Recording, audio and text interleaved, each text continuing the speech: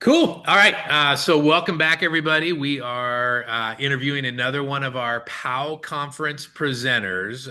For this segment, we've got Nikki T, who is a practice manager and billing and collections guru. So, Nikki, first tell us what exactly do you do? What kind of practice are you at, and how'd you wind up in this industry? I am at Holistic Consultation. We are in Columbus, Ohio, private practice therapy. We also have a location in Troy, Ohio. I am the practice manager and also help in the billing collections, kind of just all the back end, front end, everything essentially except for clinical work. Awesome. Um, And you're at ground zero, one of the most important things, which is keeping the lights on and the clinicians paid by money coming in, right? Exactly, Yeah, exactly. That's always the goal, right? Let them focus on their clients and their clinician work, and I do my best to take care of the rest. I love it. So your workshop title is Front Office to Financials, a scheduler, biller's advice for stronger AR. First, start by telling everybody what AR is if they don't know, and then kind of what's in this workshop. Yeah, accounts receivable, a fun word that everyone is usually playing catch up in their account receivable. And our goal here at Holistic is to get ahead of it. We start thinking about AR before the client even walks in the door. Yep. We are collecting information, we're being transparent about costs. Everyone knows how much they owe, and we get ahead of it before we ever get behind it.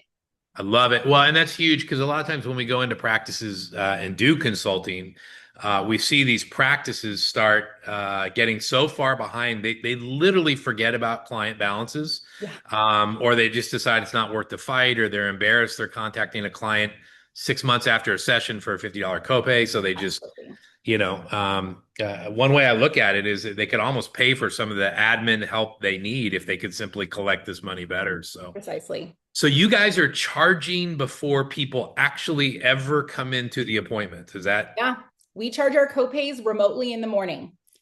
We know before anyone comes in or has their virtual session, if their card doesn't go through, we let them know. We try to look at it, when you walk into a doctor's office, they typically charge that copay before you even get behind that door. No. And so we do, our admin staff is all remote. So we do it all remotely and we charge it all in the beginning of the day. So you guys must be working only with millionaires and billionaires because who would let you charge their credit card at the beginning of the day, right? No, I'm joking. Exactly. Yep. That's our clientele. No.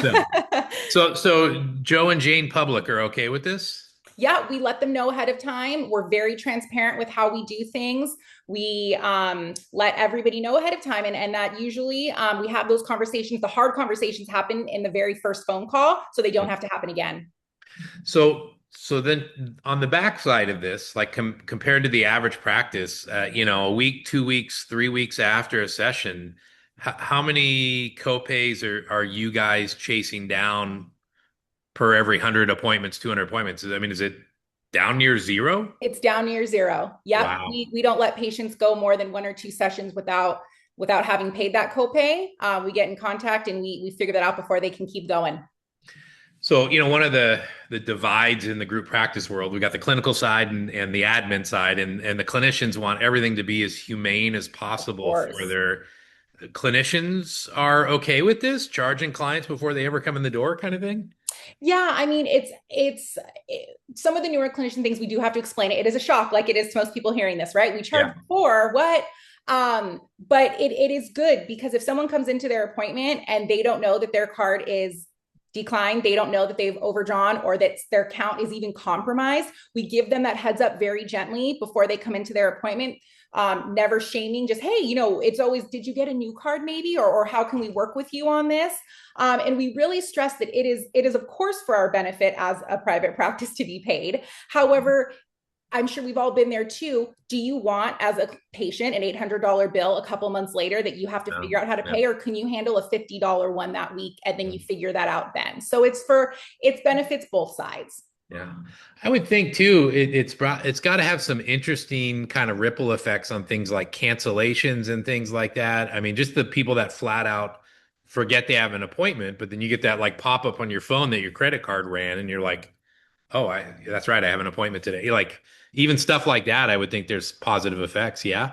It is absolutely. And our cancellation fee, we are very strict on our cancellation fee, which Mhm. is higher than most people's copays and things like that. So when they see that, they'll remember, $25 is a lot cheaper than a cancellation fee. So Yeah. I better get my butt into my therapy session Yeah, today. and we've already charged them. The money's already out of the account. I would think you get some people that are on the fence whether or not they're going to go at all, and then Yep. it's already run, and then they decide to go since it's probably easier to just go than talk you guys out of it. Wow, that's wild. Okay, well, great. We're really excited to have you at the POW conference and hear about this kind of stuff.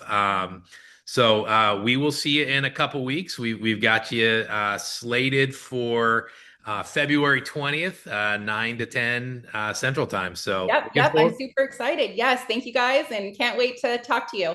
Awesome. Looking forward to it. Thank you, Nikki T. Bye, guys.